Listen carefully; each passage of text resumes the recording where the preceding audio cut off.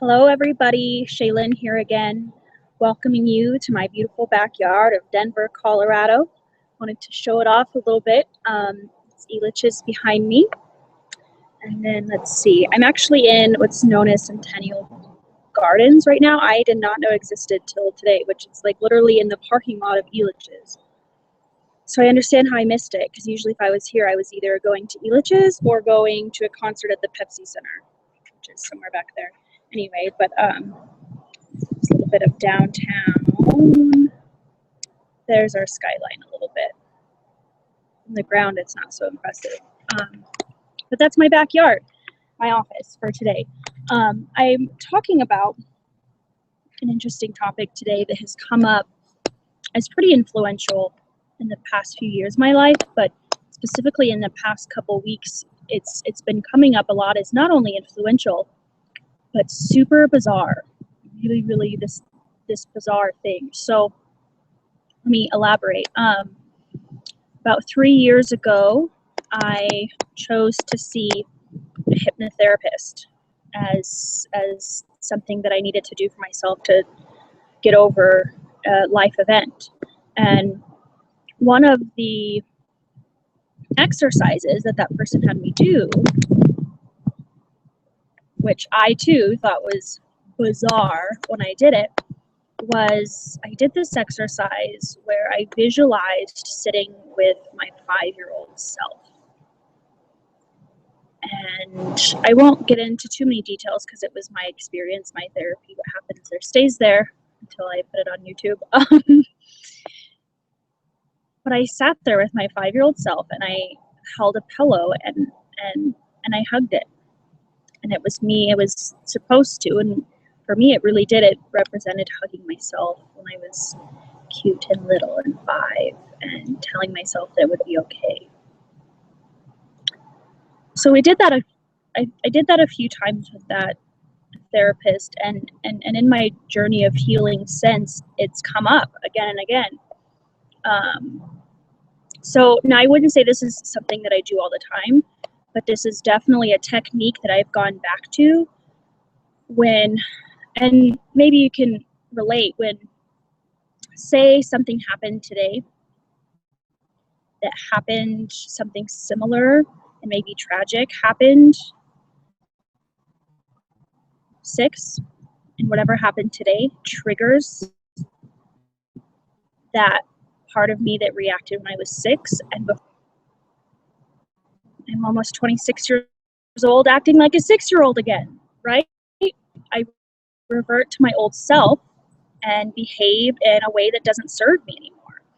So that's where this technique has got really helpful, is to tap back into that reaction and into that person that I was and say, hey, it's okay. Look at me now. Everything is going to be a-okay. So again, I don't do this a lot, but desperate times call for desperate, bizarre measures, I guess. And it happened a couple weeks ago for me. Something had come up, and it wasn't really a big deal, but gosh, did I not feel right. And I felt like I was 15 again. Gosh, this is how I felt when I was 15, and this happened, and this happened, and then the anxiety was getting worse. And so as I was driving down to an event, I pictured myself when I was 15 years old. I stood in front of myself and I said, hey, it's gonna be okay. Look at me now. Look at you now. It's gonna be okay. Nothing else anyone could have said could have made me feel better than reassuring myself in this moment and myself in that moment that everything was gonna be okay. So that was the shift that I needed for that day, and it was confirmed, and I moved on. Now fast forward another week, maybe it was just the next week, and I'm at this 2-day intensive spiritual retreat, and guess what bizarre, awkward exercise comes up? Talking to your inner child. And when the instructor brought it up, I mean, you could tell the whole room was like, excuse me, I'm not, that's weird, that's woo-woo, that's weird, I don't have an inner child. I'm behaving like one right now, but I don't have an inner child. It was pretty funny to witness everyone kind of freeze up a little bit. and get uncomfortable by just the idea. And then there I was, like, clapping my hands, like, yes, let's do this. I'm ready to do this again. This worked so good for me 2 weeks ago. It's going to work so good this time.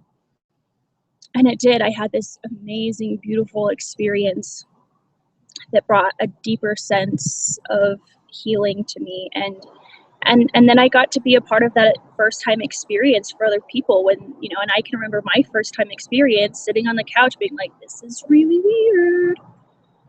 This is bizarre.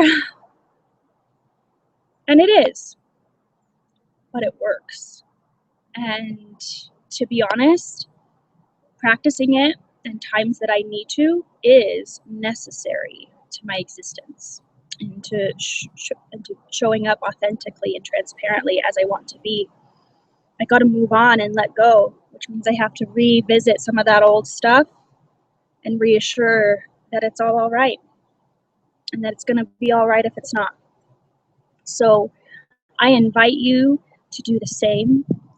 I'm sure you could YouTube that too. I'll have some links below that will link to some coaches or videos I haven't done yet, but I will put the links there with resources to help guide you through this process. And I'm going to assure you that if this is going to be the first time you do it, it's going to feel really weird and really bizarre. But afterwards, it'll feel really good. And like anything else, as you do it more often, whether that's years in between or months or weeks, it's going to and deeper every single time. So I hope you're having an awesome day and that your backyard at some point is as cool as mine. And this is just my backyard today. Tomorrow, your backyard could be much cooler than mine. But anyway, thank you so much for listening. Thank you for following. If you dig what I say, please check out my blog. Subscribe to my channel. My videos are just this, man, my little jams of sharing my experience with everyone who loves it. And so, namaste. Wake up. Next time.